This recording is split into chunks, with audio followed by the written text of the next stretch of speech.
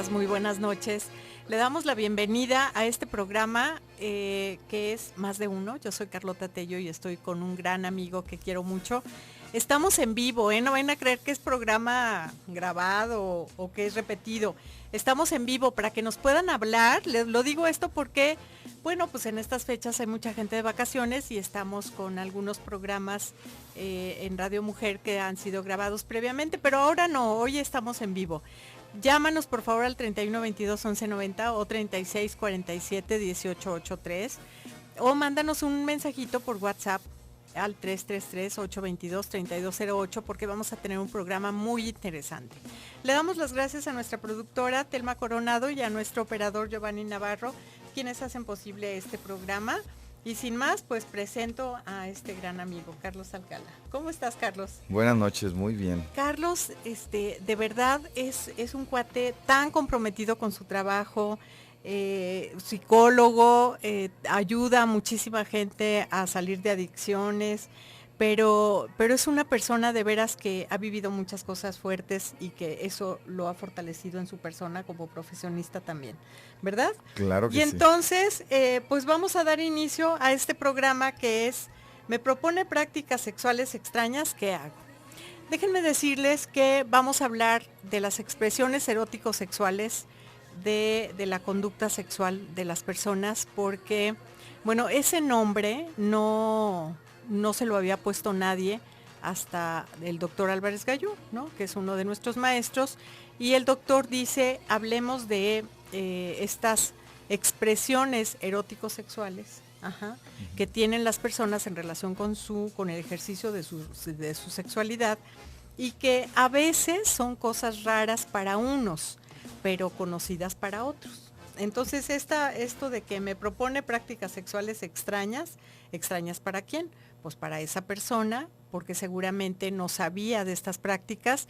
¿Y por qué no sabía? Pues porque no se habla de sexualidad en este país, porque no hay educación sexual y porque de repente no se conocen estas cosas o se conocen con el nombre de parafilias, que es un nombre antiguo, o más antiguo todavía, perversiones. Vamos a hablar un poquito de cómo han pasado estos conceptos a lo largo de la historia y por qué ahora les llamamos expresiones eróticos sexuales.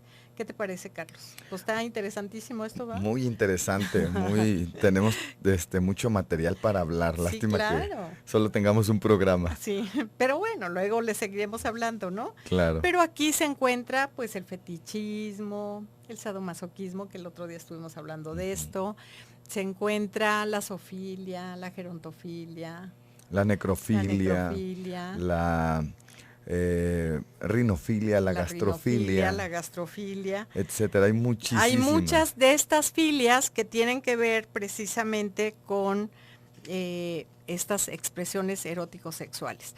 ¿Por qué expresiones eróticos sexuales? Porque se dan en las prácticas sexuales, pero teniendo de por medio el erotismo. Este es uno de los olones, de los 4 olones, que tienen que ver precisamente con el deseo y el placer. Claro. Y a mí se me hace muy, muy interesante este tema, porque muchas parejas no saben qué hacer. Sí. Cuando alguno de los integrantes propone una práctica sexual diferente. Algunos se asustan, algunos juzgan, otros critican, otros se separan. Sí, claro. Y yo creo que es el gran problema de nuestro país, nuestra cultura, la falta de información, la ignorancia, el no comunicarse con tu pareja. Pero si nosotros empezamos a hacer eso, podemos tener una vida erótico-sexual muchísimo más rica, ¿no? Deberíamos de empezar a reinventarnos en este mundo erótico. Y eso es muy bueno porque entonces en una sola pareja, cuidando la fidelidad, la lealtad que se tiene en la construcción de esta pareja, pues ahí se va a tener todo, ¿no? Claro. Cuando tenemos esta apertura. De hecho, yo revisaba algunos documentos y hay parejas que son fieles, pero no son exclusivas. Claro. Y eso es una práctica sexual ahora en el mundo ya muy, muy realizada por muchas parejas en todo el mundo. Revisaba un documento y hay personas que son fieles, mas no exclusivas sexualmente. Exactamente. Nos vamos a ir a un pequeño corte, pero enseguida regresamos. Las relaciones de pareja.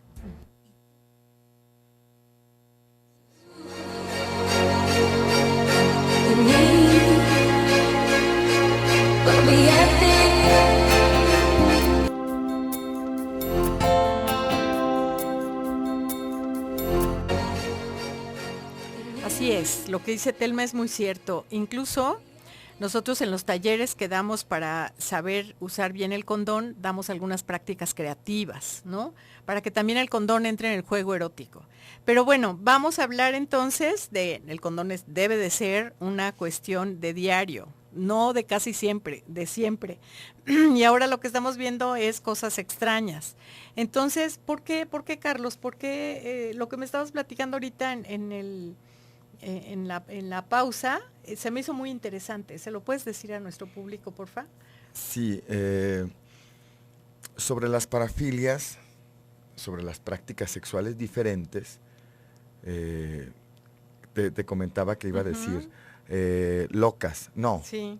Locas no, diferentes. Diferentes. Lo que para mí puede ser diferente, para otra persona puede ser una locura, pero siempre y cuando yo tenga una práctica bajo 3 condiciones primordiales. Sí. La primera, que la práctica sexual no sea la única forma de un goce sexual y de obtener un orgasmo. De un orgasmo, así es. O de una excitación de también. De una excitación.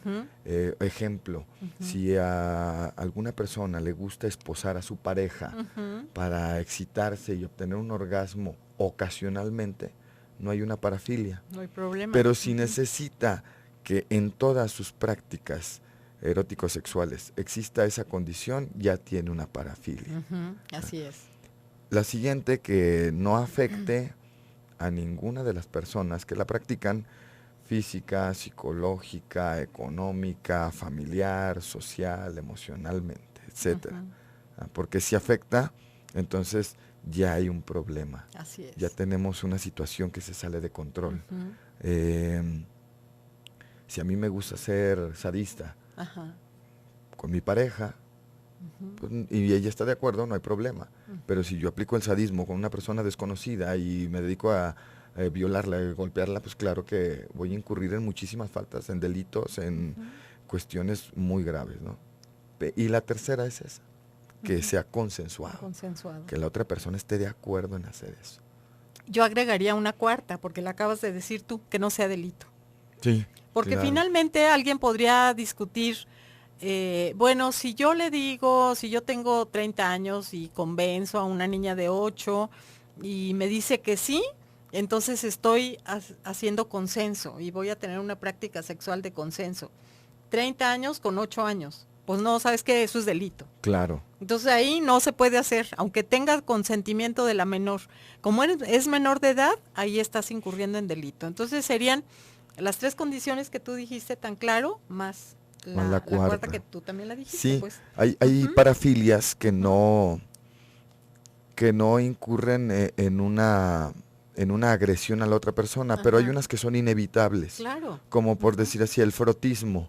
Cuando nos subimos a los camiones que van sí, a tope, o sea, la otra persona está violando mi persona.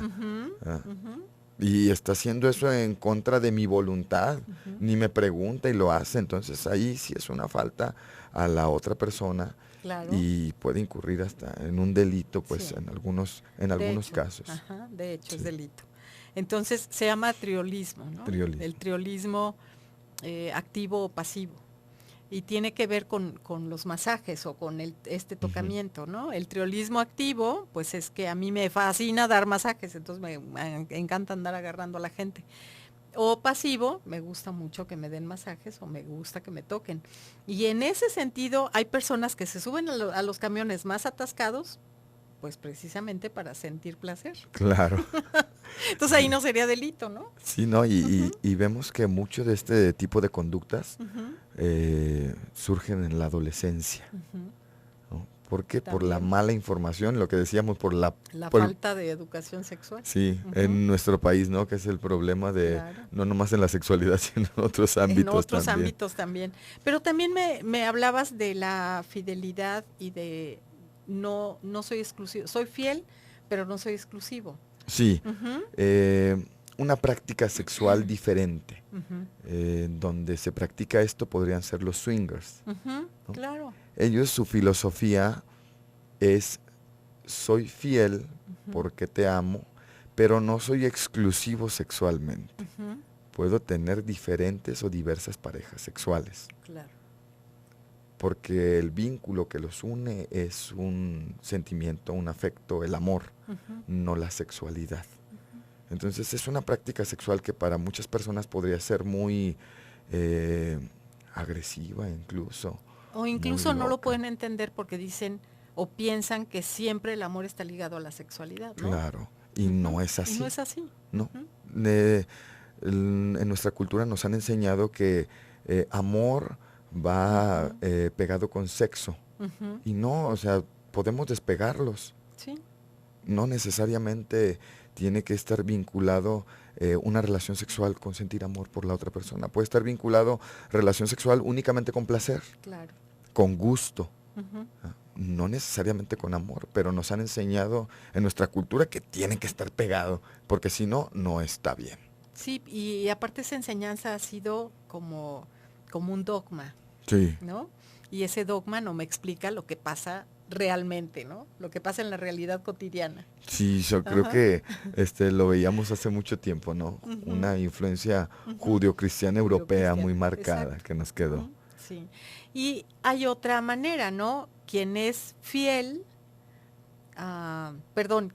quien nada más tiene relaciones sexuales con su pareja, Es exclusivo. pero es que es exclusiva esta, pero de repente se da a enamoramientos momentáneos por redes sociales o aunque no tenga contacto físico, ¿cierto? Sí, claro. Ujú, Ahí también es otra forma que se está dando muy comúnmente. ujú, En el programa sí. pasado que vine a compartir contigo, Ujú, platicábamos sobre eso, ¿no? Sobre los sexting, ujú, en donde no mantienes un contacto sexual con la otra persona, pero sí tienes una conducta afectiva, amorosa por ujú. medio de un teléfono O una móvil, o una computadora. computadora, una red social, ¿no? Ujú, Y también esa es otra práctica que se está dando mucho. ujú.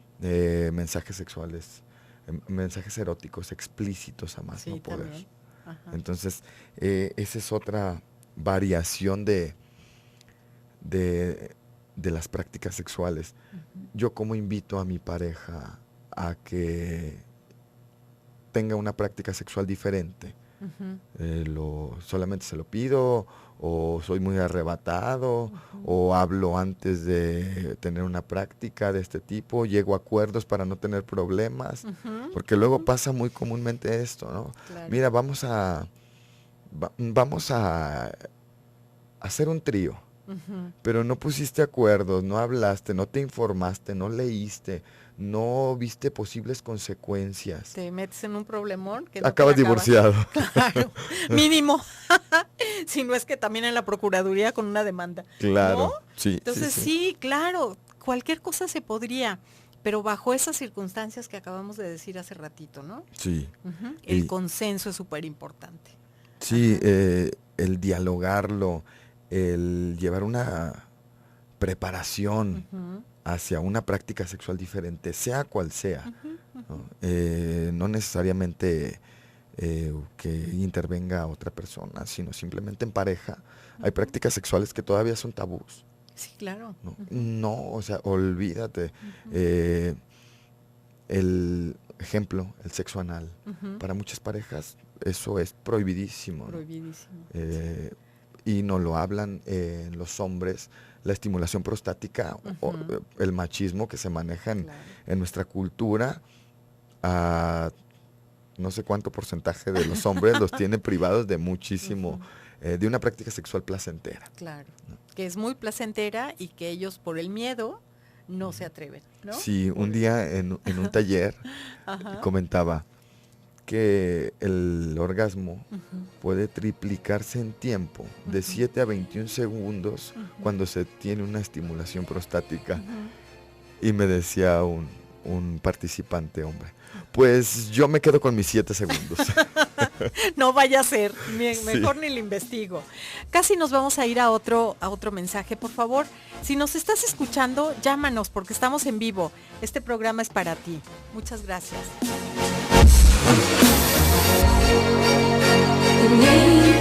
Ya estamos de nuevo contigo en un programa muy interesante que yo creo que vamos a tener que volver a repetir cuando nos oigan más, porque no estamos teniendo suficientes llamadas, eso me desmotiva de repente. Es un programa muy interesante porque todas estas filias se han visto de veras como perversiones y son dentro de la relación sexual en pareja, si los dos están de acuerdo, si los dos se aman, si los dos se tienen confianza, si los dos se hablan, si tienen comunicación acerca de su vida sexual, pueden gozarlo mucho. Y no andar buscando afuera, porque dentro de casa, dentro de la vida en pareja se pueden tener todas estas cosas. Hay algunas, tenemos una llamada, Carlos, si quieres leerla, porfa. Dice, tengo 50 años, mi esposo es diabético y toma Viagra, pero no tenemos relaciones sexuales, solo se masturba. Yo lo he visto, pero nunca tenemos relaciones. ¿Por qué pasa esto? Yo le tengo resentimiento por la manera cómo me trata. ¿Por qué pasa esto? Porque yo creo que porque no hablamos, sino nos reinventamos en una vida erótico-sexual. Creemos como que la vida sexual de hombres y mujeres caduca a cierto tiempo. No, yo no creo que caduque. Creo que nosotros dejamos que caduque. Sí. Y el no dialogar, el no tener una comunicación abierta puede llevar a este tipo de situaciones. Puede llevar incluso hasta tener otras parejas paralelas al matrimonio, tanto para hombres o para mujeres. Esto es una situación que lo vemos todos los días comúnmente, ¿no? En las salas de consulta. Sí, nos llegan a platicar muchas cosas, pero fíjate cómo tú que nos estás hablando, gracias por hablarnos y decirnos esta duda. ¿Cómo estás tú con tu cuerpo y con tu sexualidad? Yo lo primero que te preguntaría es, antes de empezar a investigar al otro, antes de poderme atrever a dar una respuesta, ¿por qué le está pasando esto a mi marido? Yo te preguntaría a ti, mujer, ¿qué estás haciendo tú con tu cuerpo y tu sexualidad? Tienes 50 años, estás en la plenitud. Yo no sé si ya empezaste con algunos achaques de la menopausia o no, a lo mejor todavía no empiezas. Eres una mujer íntegra, impecable en el sentido literal de la palabra, sin pecado. Y esto quiere decir que nosotras, como mujeres, tomemos nuestro cuerpo y nos hagamos responsables de nuestro placer y de nuestra sexualidad. Cuando nosotros somos unas personas plenas en ese sentido, entonces podemos abrazar al otro sin resentimiento. Yo no sé si el Viagra le está funcionando bien o si le da miedo que no le funcione, pero tú, ¿qué estás haciendo con tu cuerpo? Finalmente, cada uno de nosotros, aunque vivamos en pareja, necesitamos tener responsabilidad de nuestros propios placeres, deseos y orgasmos. Si hemos decidido estar y permanecer con esa pareja, pero en plenitud de mí misma, compartiendo esta, ¿cómo te diré? Como esta decisión de vivir el placer cuando se nos ocurra, cuando se nos antoje, y entonces, ¿cómo hacer para que el otro me mire y no solo se mire a sí mismo? Tal vez él tiene miedo, no sé, pero tampoco sé si lo han platicado. Si empiezan a dialogar de qué es lo que sucede y por qué no están teniendo encuentros sexuales, y si él saca su diabetes, tú le puedes decir, bueno, la próxima vez que vayamos al doctor, vamos preguntándole si te haría bien el Viagra o cualquier otra cosa, por así decirlo, ¿no? Porque la pastillita azul no es la única. Si él se controla bien de su azúcar en la sangre, con su insulina o con pastillas o lo que sea, y está controlado, no tiene por qué fallar. Si tiene disfunción eréctil y toma algún medicamento para esto, pues entre los dos, preguntarle al doctor cuál es el mejor medicamento. Y que no se automedique, porque pues es muy fácil para cualquiera que tenga miedo de sus erecciones tomar Viagra, pero a lo mejor no es lo conveniente. Entonces, hacernos responsables de la vida sexual ambos, porque en pareja se vive la vida sexual, ¿no? Sobre todo en esta situación que nos estás diciendo. Entonces, yo también estoy contigo y vamos preguntándole al doctor qué es lo mejor que podamos tener. Pero a mí me gustaría mucho que hicieras alguna meditación, que te encontraras a ti misma con tu cuerpo y que vieras qué tan responsable estás siendo con tu propio deseo y con tu propia sexualidad, antes de empezar a pensar en el otro. Y no es porque te considero importante, porque te digo esto. No es porque no quiera entrarle a darte una respuesta de lo que está pasando con tu marido. Yo me imagino mil cosas con estas palabras que nos acabas de hacer favor de hablarnos y decirnos, sino que también me parece importante, muy importante, tu cuerpo, tu vida, tu deseo y tu propia sexualidad. Uh-huh. Claro. ¿Qué más, Carlos? ¿Cómo podemos hacerle para que las personas vivan todas estas prácticas más placenteras? Ay, mira, ya nos llegó otro mensajito. Dice, vale, mis minutos valen muchísimo, valen mucho, jaja, gracias por los conocimientos que nos comparten, tanto navideños como sexuales. Gustavo. Pues es que hemos hablado también de la Navidad, del Santa Claus, de los santos inocentes. Ayer estuvimos hablando con Sofo. Muchas gracias, Gustavo, por tu llamada, por tu mensajito. Muchas gracias. Aquí estamos, aquí seguimos. Y para nosotros hablar de toda esta herencia judeocristiana es muy importante, como lo decíamos ayer. Claro. ¿Sí? Algo también importante con respecto a las prácticas sexuales es que existen expresiones máximas, ¿sí?, moderadas y mínimas de cualquier filia o parafilia. Uh-huh. Entonces, todos tenemos. Sí, todos, ¿no? Estamos Habría ahí que buscar la lista de todas las filias y parafilias que, uh-huh, existen y decir, de aquí yo tengo poquito, uh-huh, o de aquí yo tengo más o menos, claro, o esta me es muy placentera, uh-huh, y empezar a conocerme a mí mismo y que mi pareja me conozca, claro, sepa lo que a mí me gusta, porque luego no saben ni qué es lo que me gusta, uh-huh, ni yo sé qué es lo que ni yo sé lo que es lo que me gusta a mí, claro. Claro, uh-huh, supongo muchas cosas, y suponer es creer, es una situación en la que no tienes la más mínima seguridad de que sea Dice Miguel Ruiz, real. No supongas, pregunta. Claro, el 95% de las suposiciones son mentira, dice sí, Miguel Ruiz. Uh-huh. Entonces, esta parte de conocerme a mí, uh-huh, y conocer al otro va a ser importantísimo para que en algún momento, en consenso, si deseo tener una práctica sexual diferente, se realice con plena conciencia, sin miedos, sin falsos prejuicios, sin ¿no? prejuicios. Ajá. Importantísimo eso, claro, y ver hasta dónde puedo y hasta dónde no puedo. Me decía una señora en la mañana muy linda, que en alguna época fue mi paciente. ¿Sabes qué, Carlota? Ya me di cuenta que si yo estoy bien, los otros están bien. Qué maravilla, ¿no? ¿Sí? Qué maravilla, porque es de estas señoras que todo lo hace por sus hijos, todo lo hace por el marido, todo lo hace por la hermana, todo lo hace por la madre, ¿sí sabes? Sí, claro. Pero ya que ella misma en conciencia me diga, ya me di cuenta, ¿sí? Date cuenta que si tú estás bien, el otro está bien. Por eso es muy importante esta reflexión con la señora que nos hablaba. Si yo estoy bien con mi cuerpo y con mi sexualidad, si no me doy vergüenza a mí misma con mi cuerpo, si yo sé de mi placer, si conozco y reconozco mi placer, el otro va a estar bien. Claro. ¿Qué pasa cuando yo quiero tener alguna práctica diferente, pero no me animo a hablar? No me animo. Me quedo frustrado. Me quedo con ganas de tener ese tipo de prácticas y a veces ahí empiezan los verdaderos problemas, uh-huh, porque voy a buscar cómo realizar esa fantasía que no puedo hacer con mi pareja. Claro. Porque no hablo, porque no me atrevo, porque siento que me va a juzgar, me va a etiquetar, me va a decir, eres un perverso, pero simplemente es una expresión de la conducta sexual diferente. Así es. Nos vamos a ir a otro mensajito, Espero tus mensajitos. Nos vamos a ir a otro cortecito, pero enseguida volvemos. Ahorita en el corte estábamos platicando, Carlos y yo, que a lo mejor todos y todas alguna vez en la vida hemos sido fetichistas.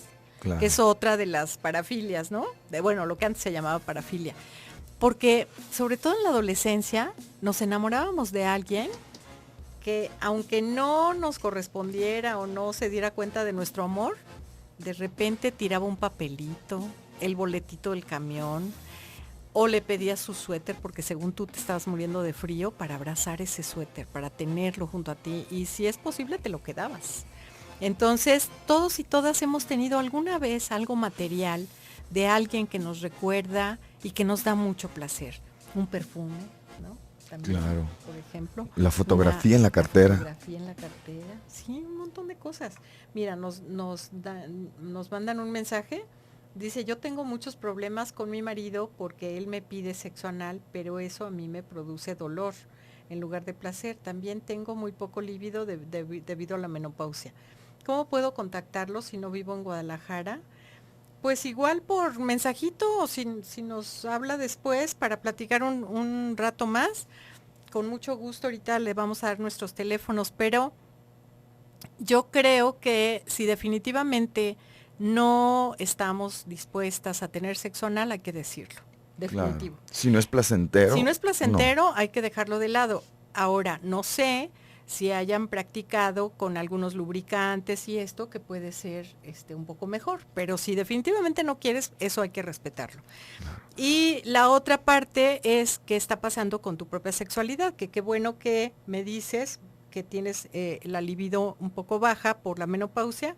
Bueno, hay que hablar con el ginecólogo para ver si te puede dar algo, o experimentar tú misma algunos ejercicios que tienen que ver con meditación, con respiración, con hacerte cargo de tu cuerpo, y te aseguro que el deseo va a empezar a aumentar. Pero cuando tú estés consciente de tu cuerpo, que tu cuerpo siente, hay un ejercicio, lo voy a decir muy muy rápido, pero si luego nos hablas te lo digo más lentamente, pero es un ejercicio en donde empiezas a contactar con tus 5 sentidos primero. Primero el sentido de la vista. Dedícale un día o una semana solo a ver, a mirar y a tener placer. Y a sentir el placer en lo que miras. Después a escuchar cosas placenteras desde tu voz, desde la voz de los otros, desde la música que te gusta, y a experimentar placer a través del oído. Después a través del olfato, oler y experimentar placer en todo lo que hueles. Después a través del gusto. El gusto, los alimentos y la sexualidad siempre han estado muy ligados desde la historia, desde hace muchísimos años. Tomar el placer de un alimento que te fascine empieza a despertar ciertos deseos en ti que tienen que ver con tu propia sexualidad. Y después tu piel, porque el órgano sexual más extenso que tenemos es la piel. Entonces tocar tu piel y saberte deseosa y que tienes una piel que siente, que es sensible y que tiene deseo y que experimenta placer, desde tus pies hasta tu pelo, ¿sí? de la cabeza, ¿sí? Tu cara, tus oídos, tus manos, tus brazos, todo tu cuerpo es receptivo. Y así empiezas poco a poco a recuperar tu cuerpo y a recuperar el deseo. Uh-huh. Claro. Con respecto al mensaje que nos mandan, también se necesita llevar una preparación para poder tener una práctica de este tipo. Uh-huh. No nada más es así porque se me antojó y ahorita te lo solicito y lo tenemos. Claro. No, en un principio puede causar dolor, y si no se hace de la forma correcta puede traer otro tipo de consecuencias, tanto a la salud como a la relación. Entonces necesitamos una preparación, existen muchísimas cosas. Hay gente que tiene 20 años de casado y nunca se ha metido en una sex shop en pareja. Claro. O sea, claro que ahí puedes empezar a tener otro tipo de experiencias, de conocimientos que pueden condimentar la relación de pareja. De eso se trata, de que sea un condimento, no de que sea algo que desagrade a la pareja. Si no me agrada, no lo hago. No lo hago. pero pues estar como un poco abiertas a que a lo mejor sí.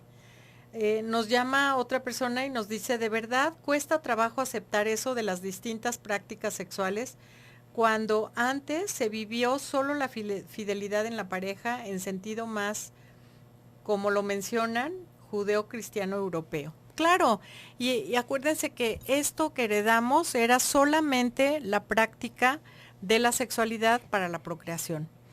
En primer lugar, solo entre jóvenes, solo en edad reproductiva, solo entre hombre y mujer, solo entre guapos y guapas. No, bueno, sí estaba. Sí. Sí, no estaba dicho, pero estaba presente también esta parte.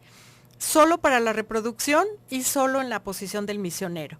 Porque esta posición ayuda a la fecundidad. Entonces, si el sexo era para la reproducción, habría que buscar una posición en donde los espermas pudieran llegar más fácilmente a buscar el óvulo, que es la mujer tendida sobre la cama, con la cara para arriba, y el hombre sobre ella en el momento de la penetración.